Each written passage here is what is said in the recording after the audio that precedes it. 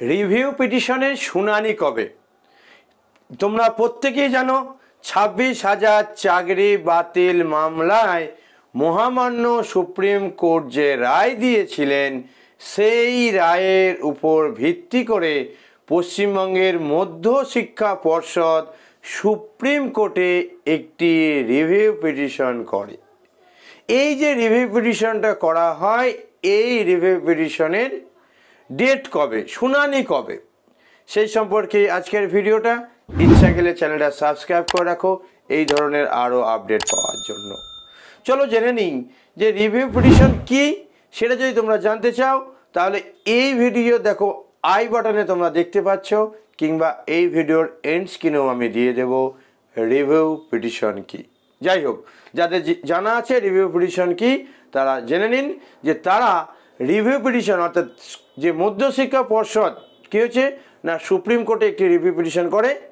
এই মধ্যশিক্ষা পর্ষদ রিভিউ পিটিশনে কী জানালেন সেটাও জেনে নেব এই ভিডিওতে।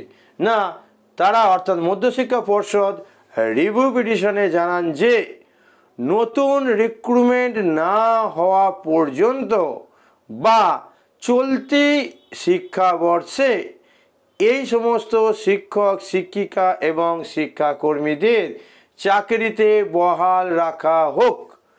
অর্থাৎ চলতি শিক্ষাবর্ষ মানে 2025 সালের 1 জানুয়ারি বা জানুয়ারি মাস থেকে শুরু হয় এবং ডিসেম্বরে গিয়ে কী হয়, শেষ হয়। এই যে শিক্ষাবর্ষটা জানুয়ারি থেকে ডিসেম্বর পর্যন্ত 2025, এই শিক্ষাবর্ষে কি হয়েছে না, এই শিক্ষাবর্ষে 26,000 শিক্ষক শিক্ষিকা এবং শিক্ষাকর্মী তাদেরকে চাকরি থেকে কি করা হয়েছে, তাদের গোটা প্যানেলটা বাতিল করে দেওয়া হয়েছে।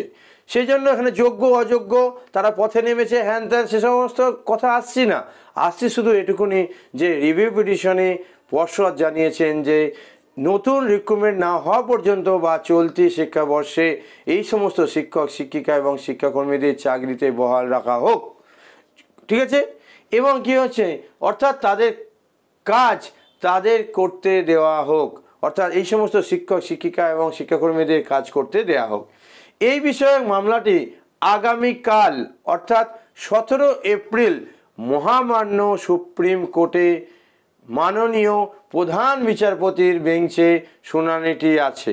পরিষ্কার, তাহলে কবে হবে না 17 এপ্রিল অর্থাৎ আগামীকাল এটা শুনানি হবে এবং মহামান্য সুপ্রিম কোর্টের মাননীয় প্রধান বিচারপতির বেঞ্চে এই শুনানিটা হবে।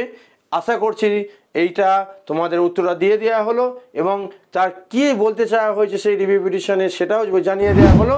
এবং রিভিউ পিটিশন কি সেটা যদি জানা না থাকে কারো, তাহলে এই ভিডিওর এন্ড স্ক্রিনে দিয়ে দেওয়া হলো, জেনে নিন রিভিউ পিটিশন কি এবং রিভিউ পিটিশনের ফলে কি কোনো সুরা আসছে সেটাও এই ভিডিওর এন্ড স্ক্রিনে দিয়ে দিচ্ছি।